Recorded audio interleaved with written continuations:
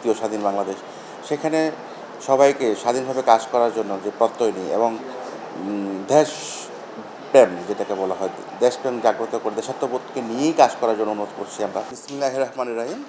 আপনারা জানেন যে বৈষম্য বিরোধী ছাত্র আন্দোলন তথা স্বৈরাচার বিরোধী আন্দোলনের কারণে দীর্ঘদিন যাবৎ আমাদের ট্রেন চলাচল বন্ধ ছিল। সেই সেই প্রেক্ষাপটে দীর্ঘদিন ট্রেন বন্ধ থাকার পরে আপনারা জানেন যে এখন যে অন্তর্বর্তীকালীন সরকার বা প্রধান উপদেষ্টার সমন্বয়ে যে সরকার গঠিত হয়েছে, তারপর আমাদের ট্রেন চলাচল চালানোর সিদ্ধান্ত হয়। সেই মোতাবেক গতকাল থেকে আমাদের সকল মালবাহী যাত্রী ট্রেনগুলো চলাচল শুরু করে। আজকে থেকে আমাদের সকল লোকাল মেল কমিউটার ট্রেনগুলো চলাচল শুরু করছে।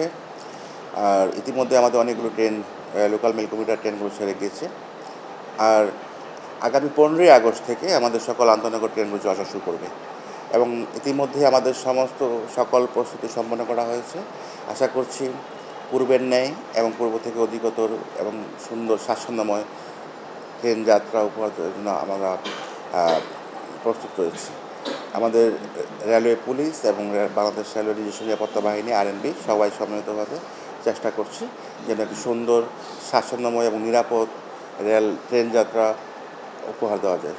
এবং ইতিমধ্যে আমাদের আন্তনগর ট্রেনের টিকিট বিক্রি কার্যক্রম শুরু হয়েছে এবং এটা চলমান থাকবে। আপনারা জানেন আজকে সেটা হচ্ছে যে আমাদের লোকাল মেল কমিউটার ট্রেনগুলো চলাচল করবে এবং আমাদের লোকাল ট্রেনগুলো আপনারা জানেন এখান থেকে ঢাকা থেকে ব্রাহ্মণবাড়িয়া, ঢাকা থেকে ময়মনসিংহ, জামালপুর কমিউটার ট্রেন আছে, তারপরে আপনার ওদিকে আছে চিটাগং মেইল আছে, রাতে যাবে।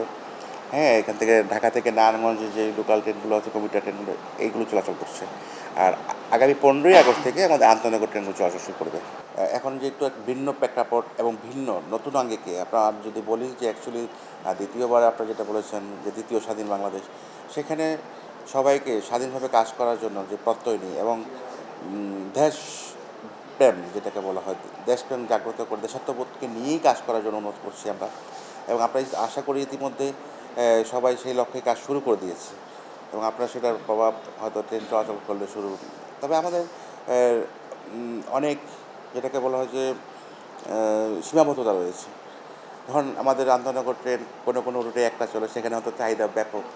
তো সেই লক্ষ্যে আস্তে আস্তে হয়তো আমাদের যখন চাহিদার মতো সবাইকে সেবা দেওয়া সম্ভব হবে, তখনই যখন আমাদের যে বললাম যে সীমাবদ্ধতা, অর্থাৎ আন্তনগর ট্রেন আমাদের এখন যেভাবে চলাচল করছে এগুলো যখন আস্তে আস্তে আমরা আরও কোচ পাবো, নতুন নতুন ট্রেন হবে, একসময় বাংলাদেশ রেলওয়ের ব্যাপক বিকৃতি হিসেবে সেই সেবার মানটা আরও বৃদ্ধি পাবে।